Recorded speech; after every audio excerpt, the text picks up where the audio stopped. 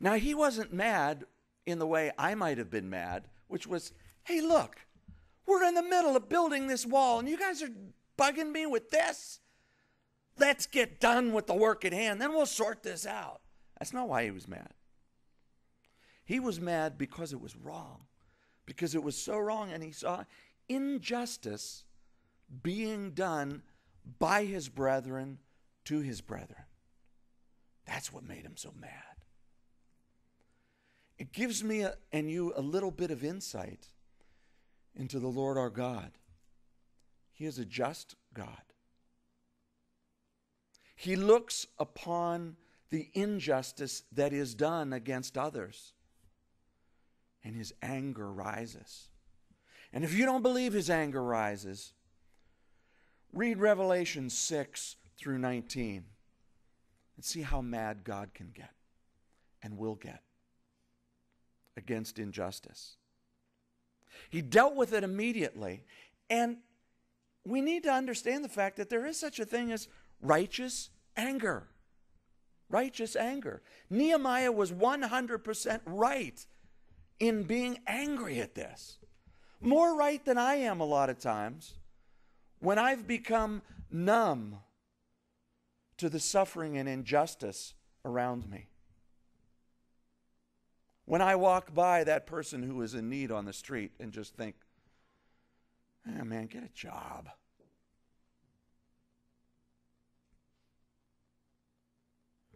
My heart should be broken to see a fellow human being, whether a believer or not, in need. If that person is a believer and follower of Jesus Christ, and they are suffering, my heart should be doubly broken. Doubly broken. This is righteous anger. Did you know the Bible doesn't say, don't be angry? It doesn't say that. Here's what it says. You might jot it down, Ephesians 4:26. It actually says, be angry. Be angry. And do not sin. That's the fine print at the bottom of it. Be angry and do not sin. Do not let the sun go down on your wrath. Do not let the sun go down on your wrath. God made us in his image. And so when we see some injustice or unrighteousness, our response should be like his, to get mad. To get mad, get angry. But not hold on to that. See, that's where the problem lies, is that holding on to anger, that not letting go of it. And it turns from anger to bitterness. Turns from anger to unforgiveness. Turns from anger to wrath. And here's what James says, James chapter 1, verse 19 and 20. He says, so then, my beloved brethren, let every man be swift to hear, slow to speak, slow to wrath. For the wrath of man does not produce the righteousness of God. You see, here's the thing. We may get angry because of some injustice, but we cannot rise up and go forth to cure and fix that thing that's wrong in our wrath. We will never do what is right in our wrath. To be angry, yes. Where should that anger go? Straight to the Lord Jesus Christ. Lord, I am angry about this. This is not fair. This person is suffering. They're your child. Why is this happening to them? What can I do? What can Calvary Chapel do for this?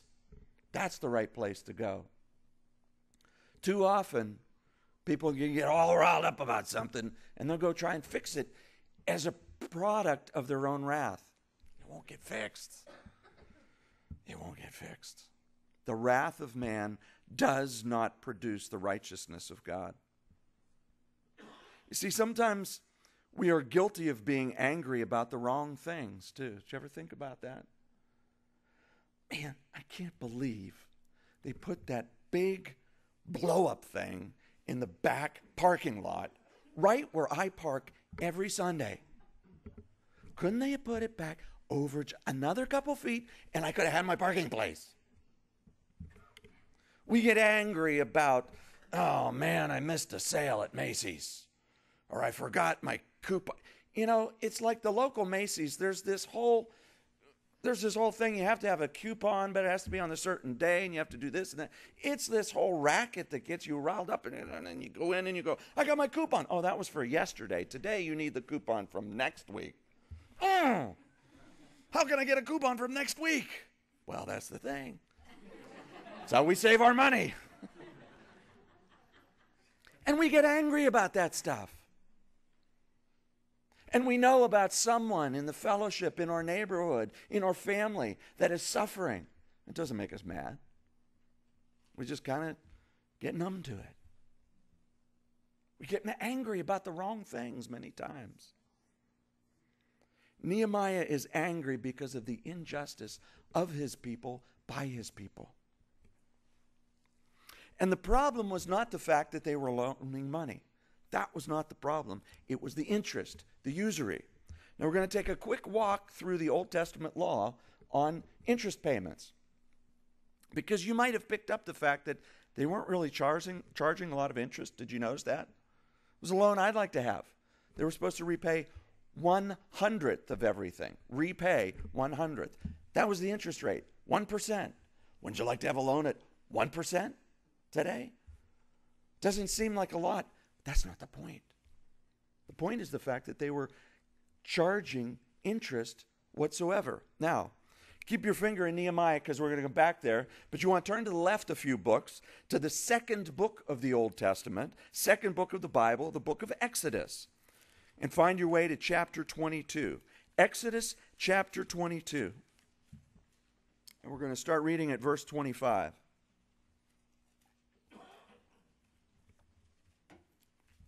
Exodus 22:25.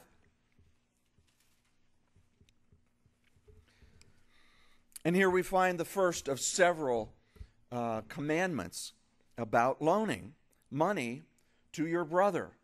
Remember, this is talking about within the nation of Israel. If you lend money to any of my people who are poor among you, you shall not be like a money lender to him. You shall not charge him interest. Well, that's pretty clear, isn't it? If you ever take your neighbor's garment as a pledge, you shall return it to him before the sun goes down. For that is his only covering. It is his garment for his skin. What will he sleep in? And it will be that when he cries to me, I will hear, for I am gracious. So if someone came in to you in that day and said, look, man, I really need a loan. I really need some money. And you said, well, what kind of collateral do you have? Well, I got this great coat. Okay, that's worth that much. Fine. I'll hold the coat, but you can only hold it in your possession until sundown and then give it back. It's still the collateral for it. It's kind of like the fact that the bank doesn't make you park your car in their parking lot the whole time you have the loan, right? They let you use it. And that's what it's saying here. Don't take his coat and say, okay, you can have your coat back as soon as you give me that $20 you owe me. No. Okay, that coat is collateral for this loan, and I can take it back if you never pay me back. But I am not supposed to make you suffer during this. I'm supposed to be helping you. I'm loaning you this money to help you, not to take advantage of you in your need. Okay, turn to the right one book, to the book of Leviticus. Book of Leviticus. Again, we're going to pick it up at chapter 25. Leviticus 25, verse 35. And we find a little bit more information here. Same idea. Leviticus 25:35.